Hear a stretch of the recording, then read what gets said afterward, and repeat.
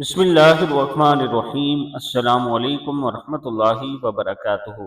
سارے گناہ معاف۔ حضور اقدس صلی اللہ علیہ وآلہ وسلم نے فرمایا، جو شخص ہر نماز کے بعد 33 بار سبحان اللہ، 33 بار الحمدللہ، 33 بار اللہ اکبر اور ایک بار لا الہ الا اللہ وحدہ لا شریک لہ، لہ الملک ولہ الحمد وہو علی کل شیء قدیر پڑھے گا، اس کے گناہ معاف ہو جائیں گے، بے شک سمندر کی جاگ کے برابر ہوں۔ بعض دوسری روایات میں ہے کہ سبحان اللہ 33 بار، الحمدللہ 33 بار اور اللہ اکبر 34 بار آیا ہے۔